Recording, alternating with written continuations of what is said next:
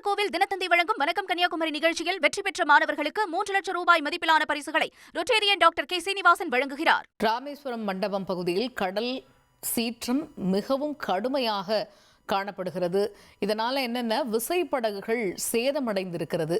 கவலையில் ஆழ்ந்திருக்கிறார்கள் மீனவர்கள். மண்டபம் வடக்கு கடற்கரை பகுதியில் நிறுத்தி வைக்கப்பட்டிருக்கக்கூடிய விசைப்படகுகள் சேதம் அடைந்ததன் காரணமாக படகுகளுக்கு இழப்பீடு வழங்க வேண்டும் அப்படின்னு அவங்க அரசுக்கு மீனவர்கள் கோரிக்கையும் விடுத்திருக்கிறார்கள். இந்த கடல் அரிப்பு ஏற்பட்டிருக்கக்கூடிய காரணமாக இந்த மண்டபம் கடற்கரையோர சாலைகளே சேதமடைஞ்சிருக்கு அப்படிங்கிறதும் நம்மால காட்சிகளின் வாயிலாக பார்க்க முடிகிறது. இது போன்ற ஒவ்வொரு பகுதியிலே குறிப்பாக ராமநாதபுரத்து வரைக்கும் நம்ம பார்த்தோம் அப்படின்னா நேற்று முதலே கடுமையான ஒரு மழை பொழிவு அந்த பகுதியில் இருந்தது. இதன் காரணமாக ரயில் சேவை கூட அங்கே பாதிக்கப்பட்டிருந்தது. அதுக்கப்புறம் காற்றினுடைய வேகம் சற்றே குறைந்ததுக்கப்புறம் மீண்டும் ரயில் சேவை துவங்குவதற்கான முன்னெடுப்புகள்லாம் நடத்தப்பட்டது. இப்போ நாம் பார்க்கக்கூடிய காட்சிங்கிறது மண்டபம் பகுதி. அங்கே கடல் அரிப்பு காரணமாக அந்த சாலைகள் பார்க்குறோம், நம்ம ரொம்பவே சேதமடைஞ்சிருக்கக்கூடிய காட்சிகளை பார்க்க முடியுது. தொடர்ந்து அங்கே இருக்கக்கூடிய அந்த படகுகளும் சேதமடைஞ்சிருக்கு. படகு சேதமடைஞ்சிருப்பதற்கு உரிய இழப்பீடு வேணும் அப்படிங்கிறது மீனவர்களுடைய கோரிக்கையாக இருக்குது. பாதுகாப்பாக அந்த படகுகளை நிறுத்தி வச்சதுக்கு அப்புறமே கூட இந்த கடல் சீற்றம் தொடர்ந்து அதிகரிச்சுக்கிட்டே இருக்கிற காரணத்தினால அந்த படகுகள் சேதமடைஞ்சிருக்கு.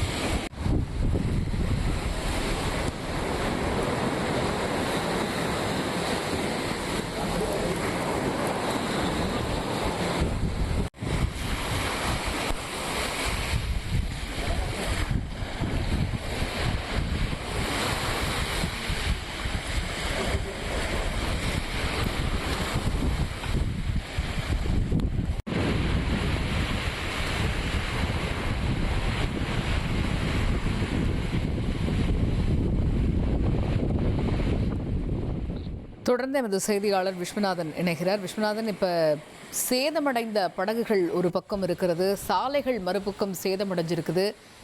முழு விவரங்கள் என்ன? இந்த விசைப்படகுகள் பாதுகாப்பாக தானே நிறுத்தி வைக்கப்பட்டிருந்தது, இருந்தாலுமே படகுகள் சேதத்திற்கான காரணம் என்ன?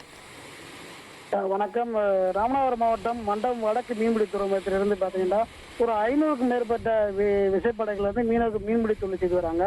இந்த நெல் பார்த்தீங்கன்னா கடந்த 2 தினங்களுக்கு முன்பாகவே வங்கக்கடலில் உருவான ஜித்வா புயல் எதிரொலி காரணமாக ராமேஸ்வரம் தீவு பகுதியிலான மண்டபம், பாம்பன், ராமேஸ்வரம், தனுஷ்கோடி உள்ளிட்ட பகுதிகளெல்லாம் வந்து வழக்கத்தை விட மணிக்கு வந்து பார்த்தீங்கன்னா 50 முதல் 60 கிலோமீட்டர் வேகத்திலிருந்து காற்று வீசுவது மட்டுமில்லாது கடல் சீற்றத்துடன் காணப்பட்டு வருகின்றது.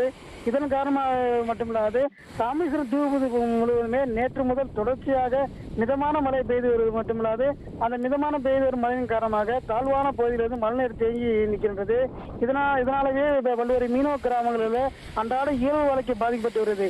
இந்த நெல் பார்த்தீங்கன்னா மண்டபம் வடக்கு மீன்பிடி துறைமுகத்தில் வந்து அங்குள்ள படகுகள்லாம் பாதுகாப்பாக எடுத்து வைக்க வந்து மீனவத்துறை அதிகாரி ஏற்கனவே அறிவுறுத்தினாங்க. அந்த அறிவுறுத்தின் பேர்ல வந்து பாத்தீங்கன்னா மீனவர்கள் வந்து தங்களுடைய படகுகள் வந்து கடற்கரை ஓரத்தில் பாதுகாப்பாக நிறுத்தி வைக்கப்பட்டிருந்த நிலம் கடல் சீற்றம் மற்றும் சூறைக்காற்று காரணமாக அந்த படகானது முழுமையாக சேதமடைந்துள்ளது. இதனால அந்த மீனவ குடும்பம் வந்து மிகுந்த சோகத்தில் இருந்தது மட்டுமில்லாது அந்த குடும்பத்துடைய வாழ்வாதாரம் முற்றிலும் பாதிக்கப்பட்டுள்ளது. இதற்கு வந்து சம்பந்தப்பட்ட மீனவத்துறை அதிகாரிகள் வந்து சம்பந்தப்பட்ட இடத்திற்கு விருதை சேர்ந்து ஆய்வு நடத்தி இழப்பீடு வழங்க வேண்டும் என கோரிக்கை முன்வைத்திருக்காங்க. அது மட்டும் இல்லாது அந்த பகுதியில் வந்து கடுமையான கடல் சீற்றம் ஏற்பட்டு வருவதனால கடற்கரை ஓரத்தில் வந்து போடப்பட்ட பிரதான சாலை, அதாவது மீனவர்கள் மீன் பிடிக்கக்கூடிய மீன்களை வந்து ஒரு இடத்திலிருந்து மற்றொரு இடத்துக்கு கொண்டு செல்வதற்காக பிரதான சாலை வந்து கடற்கரை ஓரத்தில் போடப்பட்டுள்ளது. அந்த கடற்கரை ஓரத்தில் போடப்பட்டுள்ள அந்த பிரதான சாலையிலிருந்து கடல் சீற்றம் காரணமாக முழுமையாக சேதமடைந்து மட்டுமில்லாது அந்த பகுதி வந்து போக்குவரத்தும் துண்டிக்கப்பட்டுள்ளது.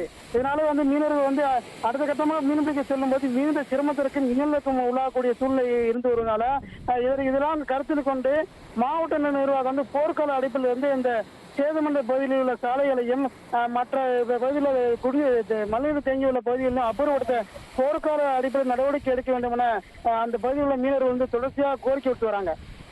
தகவல்களுக்கு நன்றி விஸ்வநாதன்.